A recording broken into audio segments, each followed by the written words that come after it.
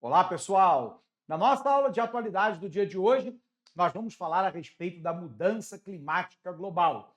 Essa que já é uma realidade, segundo o IPCC, o painel intergovernamental de mudança climática da ONU. Legal? Então vem para cá, acompanha comigo a aula de hoje. Aula de hoje, aula de atualidades, vamos falar sobre a mudança climática global. Bom, primeira pergunta importante é: o que é uma mudança climática global? E, aliás, talvez até anterior a isso, o que é clima e tempo? Primeiro, vamos para o básico, né? Existe uma diferença fundamental entre clima e tempo. No nosso dia a dia, a gente utiliza isso quase como sinônimo. Às vezes, alguém em casa pergunta assim: abre a janela aí e vê como é que está o clima lá fora.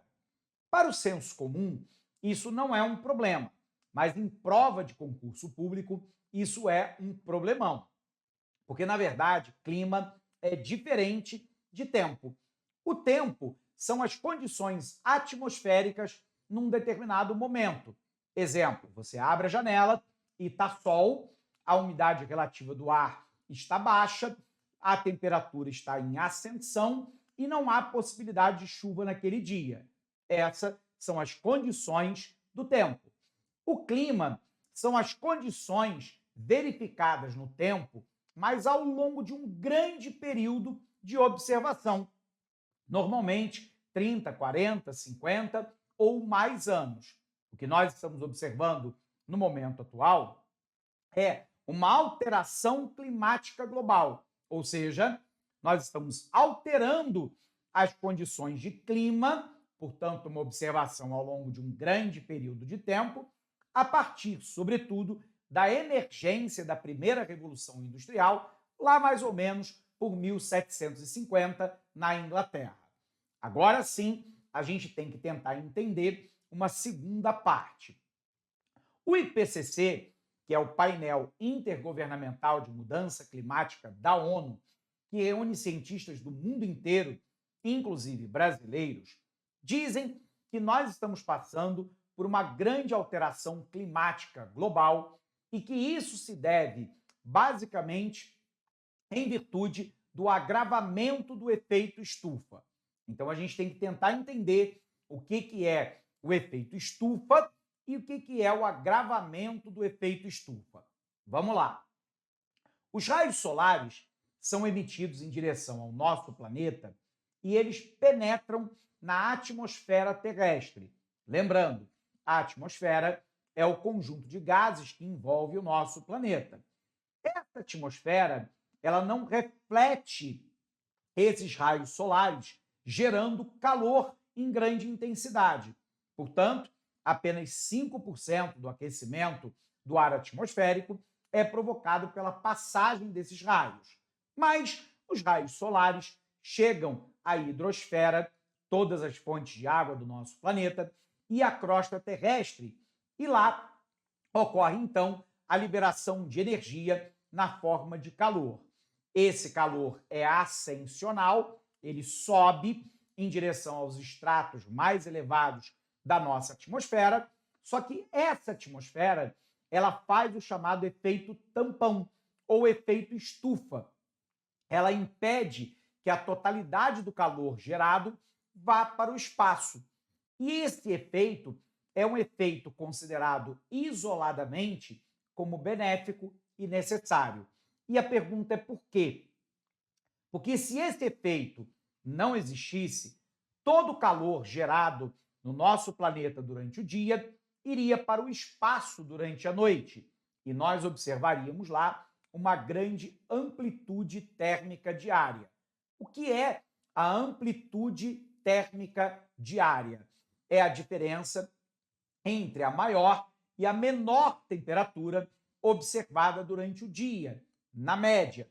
Nós poderíamos ter um dia, por exemplo, com uma temperatura de 29 graus e uma noite, por exemplo, com menos 11. Portanto, não haveria vida na Terra tal qual nós conhecemos. O ponto-chave, então, é que o efeito estufa não é o problema. Professor, então onde é que está o problema? O problema é o agravamento do efeito estufa. Esse agravamento do efeito estufa, segundo o IPCC, ele é provocado pelo acúmulo de gases poluentes na nossa atmosfera. Dentro desse grupo de poluentes, nós temos os hidrocarbonetos fósseis, que advêm da queima de petróleo e seus derivados, óleo e gás de xisto, gás natural e carvão mineral. Além disso, eu tenho o processo de queimada e de desmatamento, e eu tenho a produção de gás metano provocado pelo processo digestório dos bovinos. Isso lança 4 grandes poluentes na nossa atmosfera: o dióxido de carbono, o gás metano, o óxido nitroso e o clorofluorcarbono, que também provoca, esse último, o buraco da camada de ozônio, o O3, que protege o nosso planeta contra os raios ultravioleta A e B. Segundo o IPCC, então, esses poluentes, ao se acumularem na nossa atmosfera, eles impedem que parte do calor que naturalmente iria para o espaço vá. O resultado é que isso aumenta a temperatura média global. E esse aumento da temperatura média global é que traz profundas mudanças climáticas. Legal? Então, olha para cá, vamos ver se a gente consegue entender. Mudanças climáticas são alterações provocadas por padrões climáticos verificados a longo prazo, ou seja, nas condições do tempo observadas por um determinado período. Elas podem ser causadas por processos naturais, como, por exemplo, o vulcanismo, que exala uma grande quantidade de gases, né, considerados poluentes de efeito estufa na nossa atmosfera, ou por causa antrópica, causada pelo homem. E aqui, as causas antrópicas causadas pelo homem são aquelas que nós chamamos de causas controláveis. Dentre elas, segundo o IPCC, o painel governamental de mudança climática da ONU, elas estão relacionadas à queima de combustíveis fósseis. E aqui eu quero te lembrar que esses combustíveis fósseis são aqueles que advêm da queima de petróleo e seus derivados, de carvão mineral. A gente pode pensar aqui também no gás natural e, por fim, você tem o óleo e o gás do xisto. Esses combustíveis fósseis liberam grande quantidade de óxido de carbono na nossa atmosfera, o nosso famoso CO2. Mas eu tenho também a liberação de poluentes na atmosfera advindos de atividade industrial, como óxido nitroso, por exemplo. Queimadas e desmatamento também contribuem, segundo o IPCC. A partir, sobretudo, da Revolução Industrial, lembrando que nós estamos falando aqui, é da primeira Revolução Industrial, que vai acontecer lá na Inglaterra a partir mais ou menos de 1750. Toneladas de gases de efeito estufa, especialmente o dióxido de carbono, foram lançados na nossa atmosfera. Bom, então eu preciso entender aqui quais são o que nós chamamos de gases de efeito estufa. Eu tenho o dióxido de carbono,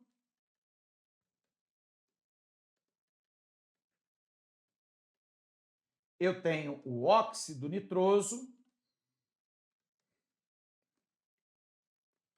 eu tenho o gás metano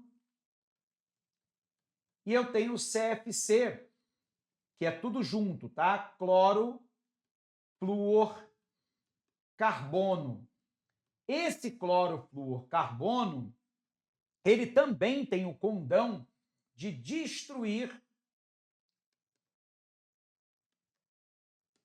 o O3, que é o ozônio, que é uma camada natural de proteção da nossa atmosfera contra os raios ultravioleta A e ultravioleta B. E, portanto, o IPCC vai nos dizer o quê? Que a partir da primeira revolução industrial, com a utilização em massa do carvão mineral, depois, na segunda revolução industrial, com o uso massivo de petróleo e seus derivados, e mais recentemente, gás natural e óleo e gás de xisto, nós estamos lançando grandes quantidades de poluentes na nossa atmosfera e que esses poluentes criam uma barreira impedindo que parte do calor vá para o espaço, o que acaba agravando o efeito estufa e, portanto, causando alterações climáticas globais. Voltando aqui no nosso material, o que a gente tem, né? Esses gases, segundo o IPCC, têm a capacidade de absorver a radiação solar emitida pela superfície terrestre. Essa absorção evita que o calor seja completamente devolvido ao espaço, retendo esse aprisionamento, tem provocado o aumento considerável das temperaturas da Terra, provocando o que nós chamamos de aquecimento global. Então, aqui, como é que funciona, né? Abre aspas para o que eu vou falar, né?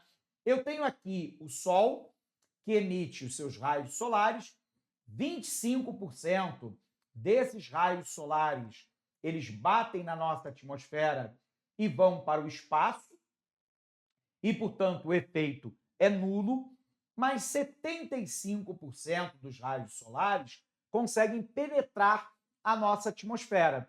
Quando eles encontram, então, a hidrosfera e a crosta terrestre, ocorre a liberação de energia na forma de calor. Tudo bem? Então, a maior parte desse calor fica retida, mas uma parte desse calor consegue escapar para o espaço. Só que quando eu tenho, né, a atividade humana, a atividade antrópica, com o lançamento de grandes quantidades de poluentes, eu tenho que, óbvio, menos calor consegue escapar para o espaço, já que mais calor fica retido pela nossa atmosfera. E essa retenção de calor, esse agravamento do efeito estufa, provocado pela maior concentração de gases poluentes, eleva a temperatura média global. E o problema é que a elevação da temperatura média global, ela traz uma série de consequências. Dentre elas, não só o aumento de temperatura, mas o degelo das calotas polares. Com isso, eu tenho tendencialmente a elevação do nível dos oceanos. Por um outro lado, a elevação do nível dos oceanos levará à inundação de zonas costeiras ou insulares, ilhas. Isso também vai provocar a retração, ou seja, né, a volta dos rios exorreicos. Rios exorreicos são rios que desaguam no mar, provocando, então, salinização de corpos d'água. Isso tende a aumentar o número de refugiados ambientais no mundo e a disputa por água doce e terras agricultáveis. Por um outro lado, isso também vai provocar fenômenos climáticos extremos, como tempestades tropicais, tornados, furacões, tufões, dentre outros.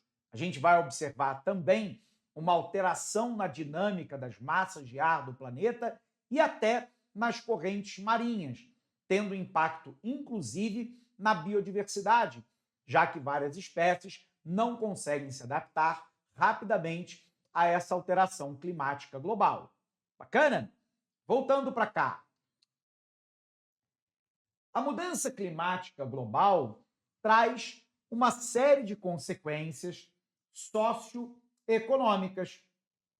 O custo de adaptação da zona costeira à elevação do nível do mar, o aumento dos refugiados ambientais pelo deslocamento de população inteira, a queda na produtividade agrícola é esperada, o aumento dos preços do alimento básico de consumo habitual, aumento da pobreza provocada lá por fenômenos meteorológicos extremos, propagação de doenças devido ao aumento da temperatura, que facilita, por exemplo, a proliferação dos mosquitos, agravamento ao acesso à água potável e a terras agricultáveis, mais conflitos bélicos para ter acesso a recurso escasso e a perda da capacidade de trabalho devido a ondas de calor. Além disso, né, a gente se pergunta se tem como a gente mitigar, ou seja, tentar equacionar parte do problema. Segundo o IPCC, a primeira é que a gente precisa mudar a matriz energética global. A gente precisa descarbonizar a economia, o que significa reduzir a utilização ou eliminar o uso de hidrocarbonetos fósseis, petróleo e seus derivados, carvão mineral, gás natural, óleo e gás de xisto. Por um outro lado, eu tenho que manter as áreas florestadas e reflorestar as áreas que foram devastadas. Nós temos que diminuir o consumismo global, trazido com o capitalismo, sobretudo na passagem do século XIX para o século XX. Além disso, é preciso que a gente tenha controle de efluentes, sobretudo de poluição, de gases poluentes que são lançados sobre a nossa atmosfera. Portanto, existem algumas medidas, né, como reciclagem, reutilização, redução de consumo, alteração de padrões de consumo, reflorestamento, eliminar o desmatamento, diminuir ou eliminar o uso de hidrocarboneto fóssil, nos encaminharmos para uma economia verde. Bacana? Então vem para cá, acompanha comigo. Então, a redução da emissão de gases de efeito estufa pode ser feito a partir da utilização de fontes de energias renováveis. Professor, que energias renováveis são essas?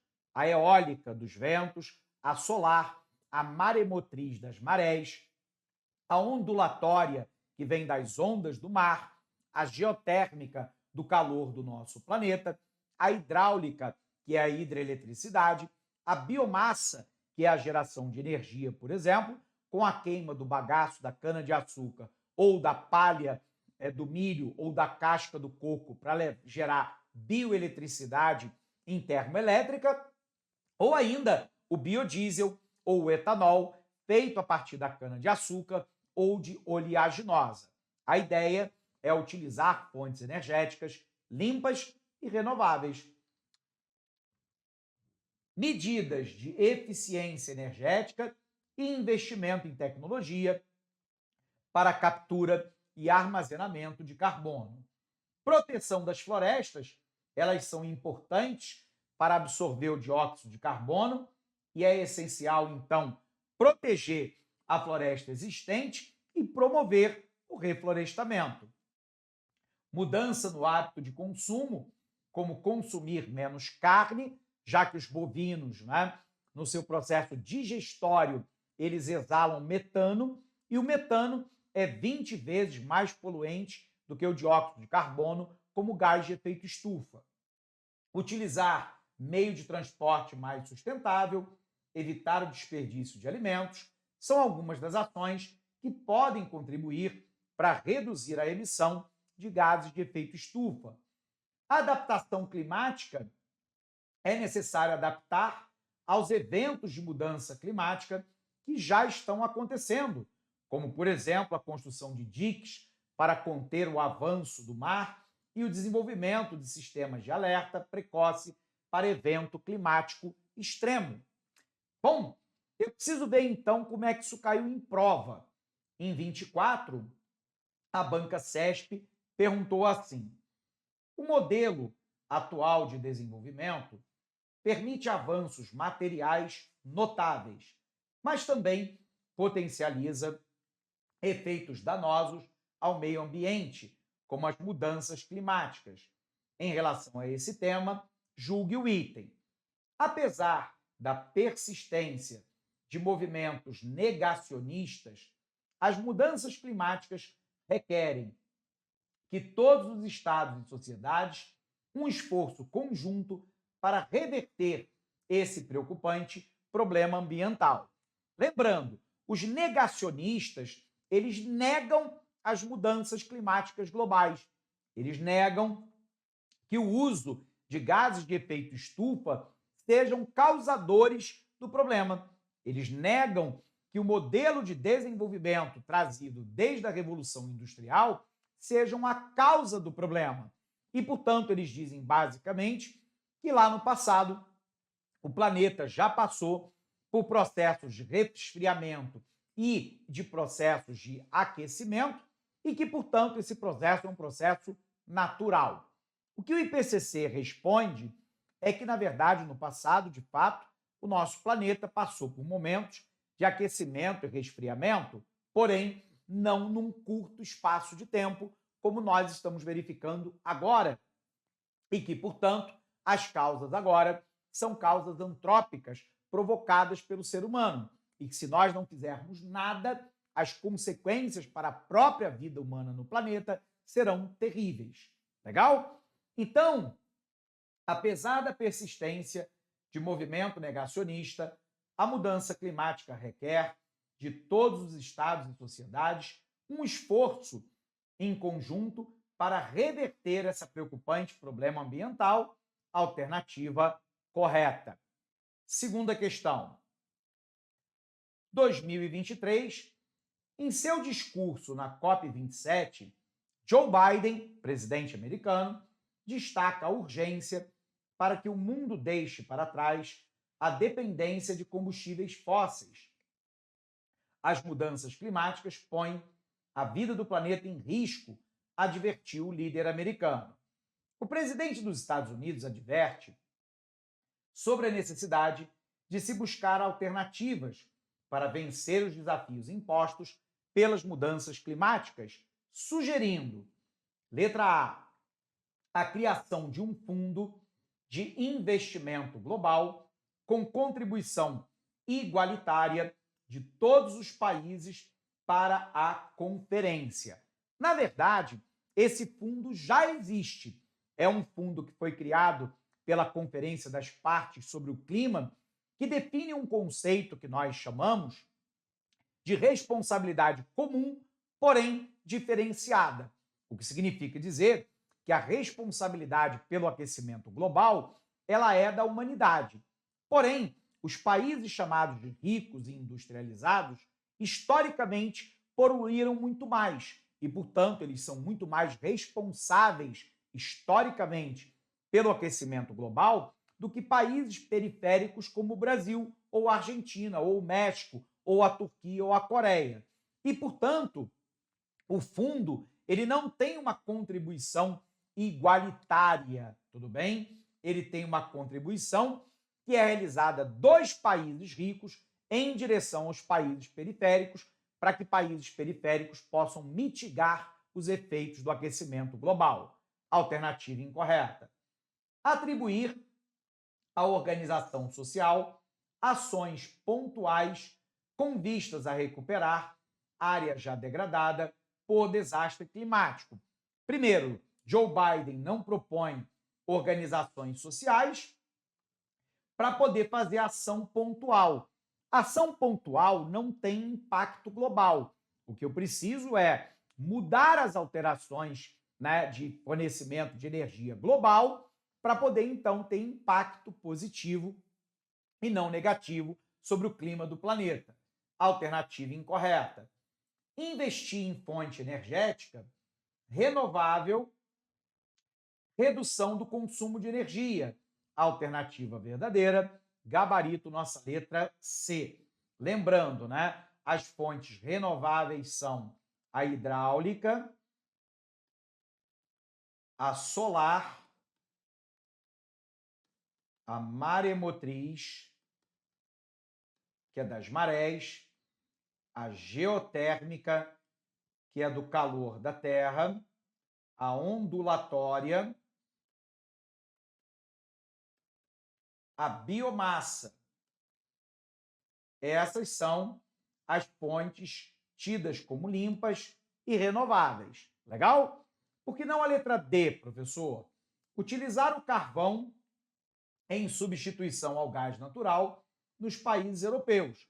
Tanto carvão quanto gás natural são hidrocarbonetos fósseis, matrizes sujas, tudo bem, e poluentes. Trocar um pelo outro seria inclusive um grande erro, porque o gás natural é menos poluente do que o carvão mineral.